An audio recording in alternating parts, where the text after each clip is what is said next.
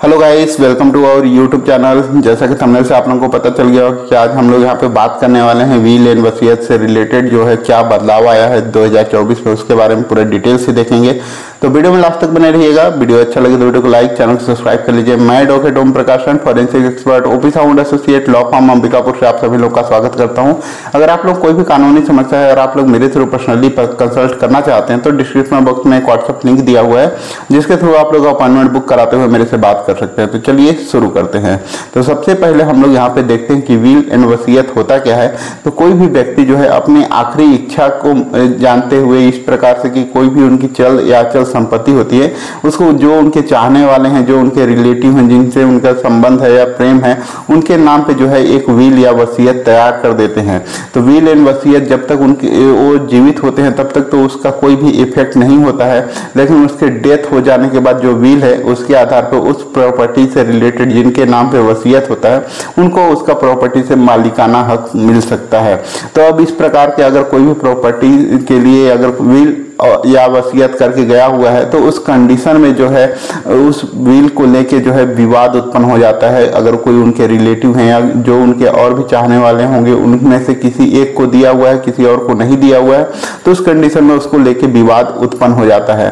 और वहाँ पे इस तरीके का बोला जाता है कि उसको जो है बहका के या उन जो है बहला फुसला के उनके द्वारा इस तरीके का वसीयत तैयार किया गया है, या फिर उनके जो सिग्नेचर ऑथेंटिकेशन से रिलेटेड अगर उसमें डाउट क्रिएट किया जाता है कि जो विल या वसीयत है वो जेन्युइन नहीं है, इस तरीके का जो है वहां पे डाउट क्रिएट किया जाता है। तो उस कंडीशन में आप लोगों को करना क्या है, उस समय जो है न्यायालय में आपका जो विल एंड वसीयत को चैलेंज किया जाएगा तो उस समय आपको विल एंड वसीयत को जो है कैसे बनता है उसको पहले आपको जानना बहुत जरूरी है। तो उसके लिए इंडियन सक्सेशन एक्ट का जो सेक्शन 63 है उसमें यहाँ पे बताया हुआ है कि कोई भी विल या वसीयत को कैसे तैयार करना है। तो उसको बारे में मैंने ऑलरेडी एक वीडियो बनाया हुआ था, उसको भी जाके आप लोग चेकआउट कर सकते हैं। बट ब्रीफ में मैं आप लोगों को यहाँ पे बता दूं कि अगर कोई भी विल एंड वसीयत जब तैयार करता है तो उस समय जो है वहाँ पे उसको रजिस्टर्ड होना मैंडेटरी नहीं है।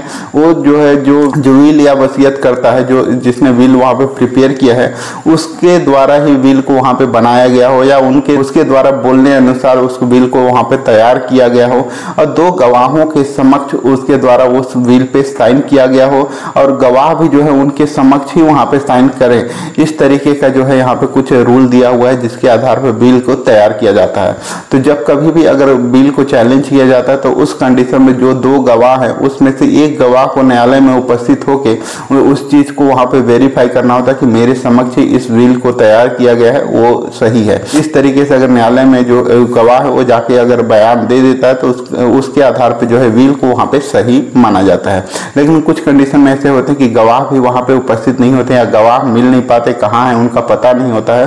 तो उस कंडीशन में आप लोग कैसे कर सकते हैं, तो इंडियन एविडेंस एक्ट का जो सेक्शन 69 है उसका आप लोग यूज कर सकते हैं। यानी उनका जिन गवाहों ने वहां पे साइन किया हुआ है उन पास्ट में जो भी सिग्नेचर है या कोई भी एडमिटेड सिग्नेचर हो या कोई भी उनका हैंड राइटिंग सैंपल हो उसको आप लोग वहां पे कंपेयर करवा सकते हैं हैंड राइटिंग एक्सपर्ट से और उसके बाद आप लोग वहां पे न्यायालय में पेश कर सकते हैं कि जो वहां पे साइन किया गया है जो गवाह है उनका दोनों का जो हैंड राइटिंग है वो सेम है, यानी जो है वो जेन्युइन वहां पे विल वसीयत जो है वो जेन्युइन है।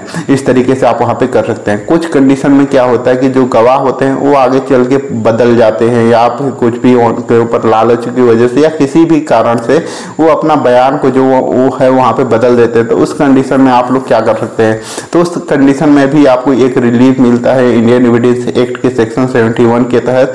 उसके आधार पे आप उस जो बिल है वसीयत है उसको सही साबित करने के लिए जो भी आपके पास कोई एविडेंस है, कोई भी दस्तावेज है उसको आप लोग न्यायालय में पेश कर सकते हैं और उस चीज को वहां पे सही साबित कर सकते हैं। यहाँ तक आई थिंक आप लोगों को क्लियर हो गया होगा। लेकिन अभी हम लोग यहाँ पे देखने वाले हैं दिल्ली हाई कोर्ट के द्वारा जो अभी लेटेस्ट जजमेंट आया हुआ है 7 मई 2024 को, अभी लेटेस्ट में, जिसका नाम है साहिल मरवा एंड अन्य प्रति विकास मल्होत्रा एंड अदर्स। तो इस जो जजमेंट है उसमें यहाँ पे कुछ चीजें बताई गई है कि अगर कोई भी विल या वसीयत है वो अगर अवेलेबल ही ना हो, गुम गया हो, तो उस कंडीशन में आप लोग कैसे वहां पे साबित कर सकते हैं।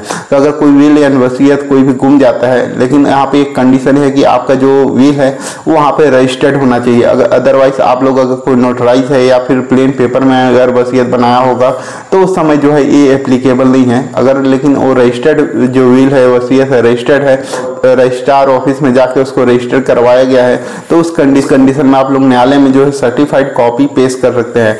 सर्टिफाइड कॉपी कहाँ से मिलेगा?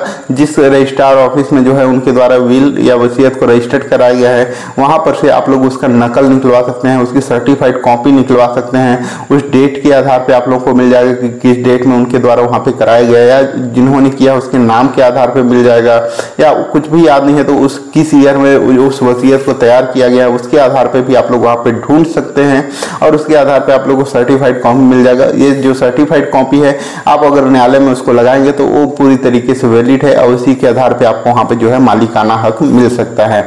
और इसके लिए आपको एक चीज वहां पे साबित करना पड़ेगा कि जो विल एंड वसीयत जो है गुम गया है, वो किस कंडीशन में वहां पर से आपसे गुमा हुआ है, उस चीज को भी आपको वहां पे साबित करना पड़ सकता है। तो आई थिंक आप लोगों को एक एक चीज क्लियर हो गया होगा। वीडियो अगर अच्छा लगा हो तो वीडियो को लाइक करें, चैनल को सब्सक्राइब कर ले ताकि आगे आप लोगों को इस तरह का और भी अपडेट देखने को मिल सके। वीडियो को लास्ट तक देखने के लिए आप सभी लोगों का धन्यवाद।